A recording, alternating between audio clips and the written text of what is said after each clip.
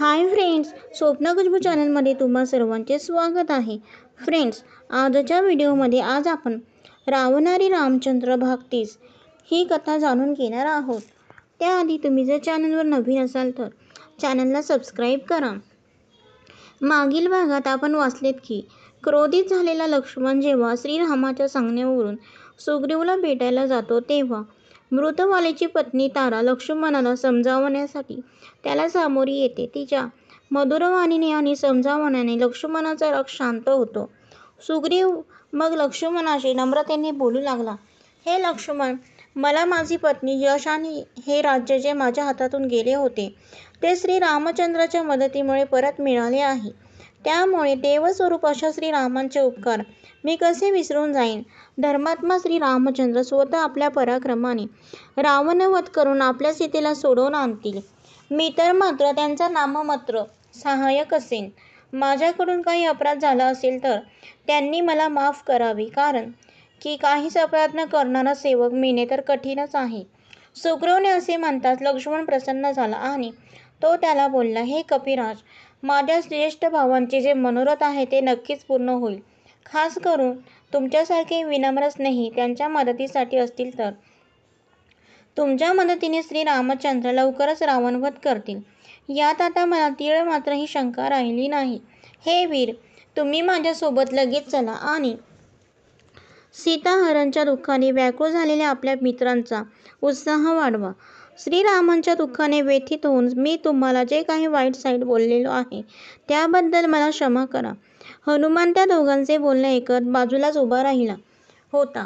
त्यांच्याकडे बघत सुग्रीव म्हणाला, हे हनुमान, जे वानर महेंद्रचल, हिमाचल, विंध्याचल, कैलास शिखर आणि मंदराचलवर राहतात, तसेच जे वानर पश्चिम दिशेला तरुण सूर्यतुल्य नेहमी प्रकाशमान समुद्र तटावरच्या पर्वतावर राहतात, तसेच उदयांचल, अस्ताचल आणि पद्मातल वनाचे भयंकर श्रेष्ठ वानर राहतात, तसेच काळ्या मेघांसारखे हत्तीसारखे पराक्रमी वानर जे अंजन पर्वतावर राहतात, तसेच सोनेरी आभा असणारी वानर जे वनात पर्वत गुहेत राहतात, तसेच मेरू पर्वत धुम्र पर्वतावर राहणारे, तसेच जे वानर तरुण सूर्यासारखे लाल रंगाचे जे मेरे नावाची दारू पितात आणि चपळ असतात, तसेच जे वानर ते अत्यंत सुवासित आणि रमणीय वनात जिथे तपस्वी ऋषींचे रमणीय आश्रम आहे तिथे राहतात. थोडक्यात त्या पृथ्वीच्या पाठीवरचे जिथे जिथे वानर असतील त्या सगळ्यांना समजावून किंवा लालच देऊन लवकरात लवकर तातडीने बोलावून घे. मी आधी जे दूत पाठवले होते त्यांनी आपले काम लवकर पूर्ण करावे म्हणून त्यांच्या पाठीमागे अजून काही वानर पाठवून दे. माझी आज्ञा ऐकून जो वानर 10 दिवसांच्या आत इथे येणार नाही त्यांना राजाज्ञाभंग केल्याच्या अपराधाने मृत्यूदंड दे. वानरराज सुग्रीवची आज्ञा ऐकून पवनपुत्र हनुमानाने सगळ्या दिशांना आपले पराक्रमी वानर पाठवले. सुग्रीवने श्रीरामाला भेटायला जाण्यासाठी पालखी मागवली. त्यात सुग्रीव आणि लक्ष्मण बसून श्रीरामाकडे जायला निघाले. सुग्रीव पालखीतून उतरून श्रीरामासमोर हात जोडून उभा राहिला.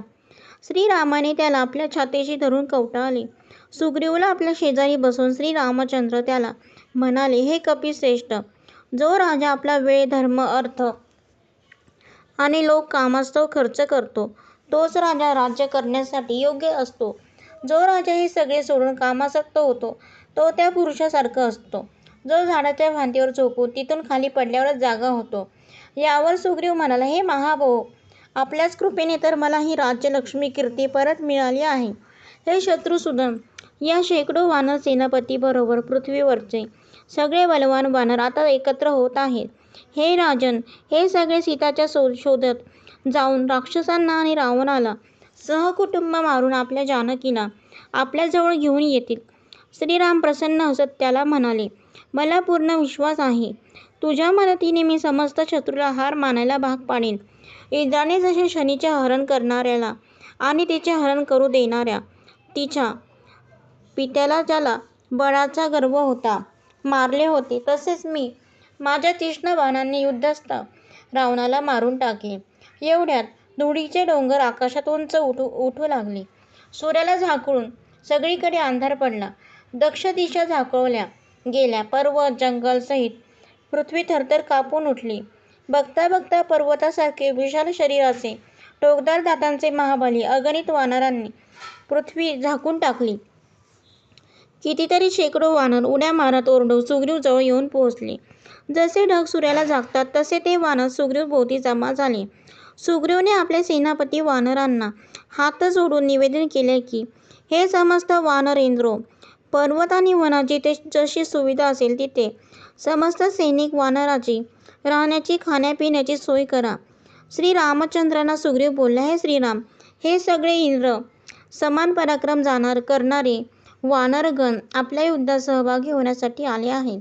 श्रीरामाने सुग्रीवला गळाभेट केली आणि त्याला म्हणाले, सर्वप्रथम आपल्याला हे जाणून घ्यायचे आहे की जानकी जिवंत आहे की नाही. मग त्या देशाचा ठिकाणा शोधायचा आहे जिथे रावण राहतो. जेव्हा जानकी जिवंत असल्याचे कळेल आणि त्या रावणाचा ठिकाणा सापडेल तेव्हा तिथे जाऊन योग्य कार्य केले जाईल. मी आणि लक्ष्मण आम्ही दोघेच हे काम करू शकणार नाही. त्यामुळे तू लगेच तुझ्या सैनिकांना आज्ञा देऊन त्यांचा ठिकाणा शोधण्यासाठी पाठव. कपिराज सुग्रीवने काही वानर सेनेला पूर्व दिशेला पाठवले. दक्षिण दिशेच्या ज्ञान असणाऱ्या वानर सेनेला दक्षिणेकडे पाठवले. सगळ्यांना जानकीचा ठिकाणा शोधून काढण्यासाठी 1 महिन्याचा अवधी दिला. अग्निपुत्र नील, हनुमान, ब्रह्मपुत्र जामवंत, सुहोत्र, शरारी, गज, गवाक्ष, गवय, सुपेन, वृषभ, मैन, दिग्विद, विजय, गंधमादन, अग्निपुत्र उल्कामुख सारखे वानर जे वेगवान आणि पराक्रमी होते त्यांना दक्षिण दिशेला पाठवले. त्या सगळ्यांचा मुख्य युवराज अंगद होता. सुग्रीवने विशेष वार्तालाप हनुमान बरोबर केला.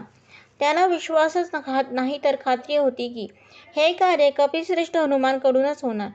ते प्रसन्न होऊन हनुमानाला म्हणाले, हे वानरश्रेष्ठ हनुमान, मला माहीत आहे जमीन, आकाश, स्वर्ग किंवा समुद्र तू सर्वत्र कुठेही कसाही जाऊ शकतोस. हनुमान, तू असुर, गंधर्व, नाग, मनुष्य, देवता सगळे लोक जाणून आहेस. हे वीर महाकपे, तुझे पिता वायू समान तुझी गती, वेग, तेज आणि चपळता आहे. तुझ्यासारखा महातेजस्वी या पृथ्वीवर दुसरा कोणीही नाही. हे वीर, असा पराक्रम करून दाखव की सीताचा ठिकाणा तुलाच सापडेल. हे हनुमान, तुझ्यात बळ, बुद्धी, विक्रम तसेच देश आणि काळाचे ज्ञान, नीतिमत्ता तुझ्या ठायी आहे.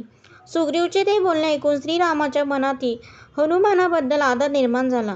ते विचार करू लागले, हनुमान आपल्या पूर्वकर्मांनी आधीच प्रसिद्ध आहे आणि सुग्रीवची पण त्यावर कृपा आहे. आपल्या स्वामींची ज्यावर विशेष कृपा असते असा माणूस निश्चितच दिलेले कार्य पूर्ण करतो. असा विचार करून श्रीरामाने आपले नाव कोरलेली अंगठी सीतेला विश्वास ठेवण्यासाठी हनुमानाला दिली आणि म्हणाले, हे कपिश्रेष्ठ, या अंगठीला बघून जनक नंदिनीला कळेल तू माझ्या सांगण्यावरून आलेला आहेस. मग ती तुझ्यावर विश्वास ठेवेल. हनुमान ती अंगठी आपल्या मस्तकाला लावून आणि श्रीरामांना हात जोडून चरणस्पर्श करून सीतेच्या शोधात निघाले. दक्षिण तटी समुद्र किनारी काही वानर जमले होते. समुद्र उड्डाण करायचे कसे यावर त्यांचा युवराज अंगद आणि जामवंत यांचे संभाषण सुरू होते. अंगद जामवंतला म्हणाला, मी एका उड्डाणात 100 योजने दूर जाऊ शकतो, परंतु तिथून माघारी परत येण्याचे सामर्थ्य माझ्यात आहे का याची मला शंका वाटत आहे. यावर जामवंत अंगदला म्हणाला, हे कपिवर, आम्हाला तुझी उडी मारायची शक्ती माहीत आहे. 100 योजने तर काय, हजारो योजने दूर जाऊन पण तू परत येऊ शकतोस. परंतु आपण आमचे युवराज आहात. तुम्ही मला पाठवले तर मी जाऊ शकतो, पण आम्ही आपणास हे धारिष्ट्य करून देऊ शकणार नाही. आम्ही सगळे वानरगण आपले सेवक आहोत. महामतिमन जामवंताचे बोलणे ऐकून अंगद त्याला म्हणाला, जर मी नाही जाणार किंवा बाकी अन्य वानर तर आपल्याजवळ प्राणत्याग करण्याशिवाय दुसरा पर्याय नाही आणि कार्य पूर्ण न करता कपिराज सुग्रीव महाराजकडे जाऊन ही आपले प्राण वाचणार नाहीत. त्यामुळे आपणच असा काही उपाय सुचवा ज्यामुळे आपल्यातील कोणीतरी तिथे जाऊन सीता दर्शन कार्य पूर्ण करू शकेल. तर फ्रेंड, अशा प्रकारे आपली कथा इथे संपन्न होत आहे.